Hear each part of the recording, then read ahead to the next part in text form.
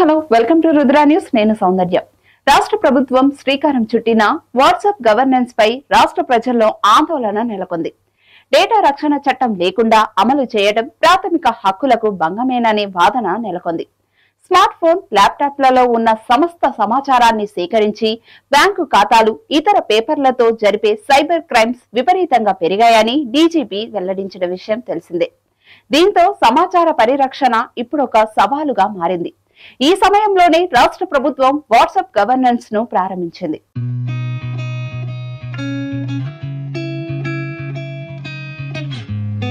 పౌర సేవలను వేగంగా అందిస్తామనే పేరుతో మన మిత్ర ద్వారా మొత్తం 520 రకాల సేవలను వాట్సాప్ ద్వారా అందించేలా వాట్సాప్, మెటా కంపెనీలతో రాష్ట్ర ప్రభుత్వం ఒప్పందం కుదుర్చుకుంది. కార్పొరేట్ కంపెనీలైన వాట్సాప్, మెటాల దగ్గర ప్రజల సమాచారం భద్రంగా ఉంటుందా అనే అనుమానాలు నెలకొన్నాయి. ఈ వాట్సాప్ సేవల్లో ప్రజలు తమ ఆధార్ వివరాలను తప్పనిసరిగా అందించాల్సి ఉంది. గతంలో ఆధార్ సహా అనేక రకాల డాక్యుమెంట్లు దుర్వినియోగం సంఘటనలు చాలా ఉన్నాయి. ఇలాంటివి ఇప్పటికీ జరుగుతూనే ఉన్నాయి.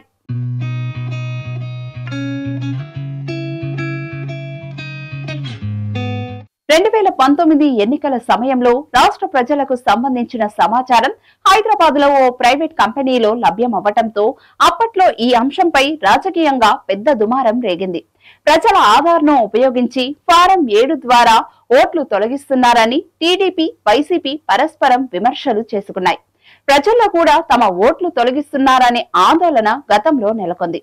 ఈ అంశంపై తెలంగాణ ప్రభుత్వం కేసులు కూడా నమోదు చేసింది. ప్రభుత్వ పథకాలపై ప్రచారం చేసుకునేందుకు గత వైసీపీ ప్రభుత్వం వాట్సాప్ లో చాట్ బంద్ ను తీసుకువచ్చింది. దీన్ని ప్రతిపక్షంలో ఉన్నప్పుడు టీడీపీ విమర్శించిన సందర్భాలు ఉన్నాయి. ప్రభుత్వం వద్ద ఉండవలసిన ప్రజల సమాచారం ప్రైవేట్ కంపెనీలకు చేరాయి.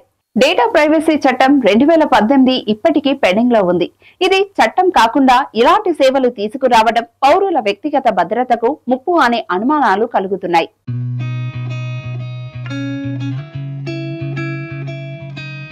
ఇప్పటికీ పలు కార్పొరేట్ కంపెనీలు, ప్రైవేట్ బ్యాంకులు రుణాలు అందిస్తామనే పేరుతో ఆధార్ కు అనుసంధానమైన ప్రజల ఫోన్ నంబర్లను తీసుకుని వేధింపులకు గురి చేస్తున్నాయి. ఫేస్బుక్ మెటాను నిర్వహిస్తోంది.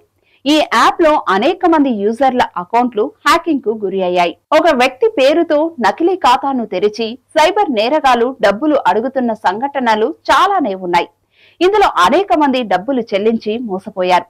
ఇలాంటి సైబర్ నేరాలపై ఫేస్బుక్ ను ప్రభుత్వాలు ఎప్పుడూ హెచ్చరించలేదు. ఫేస్బుక్ కూడా ఈ కేసులను నియంత్రించలేకపోయింది. ఇప్పుడు అదే కంపెనీతో వాట్సాప్ గవర్నెన్స్ ను తీసుకువచ్చేందుకు ప్రభుత్వం ఒప్పందం కుదుర్చుకుంది.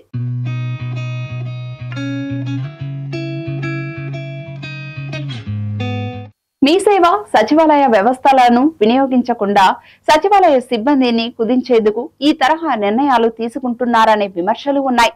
మరి ఈ ఘటనకు సంబంధించి అక్కడి ప్రభుత్వం ఎలాంటి నిర్ణయం తీసుకుంటుందో వేచి చూడాల్సిందే. మరో ఇన్ఫర్మేటివ్ టాపిక్ తో మళ్ళీ కలుద్దాం. అంతవరకు చూస్తూనే ఉండండి రుద్రా టీవీ.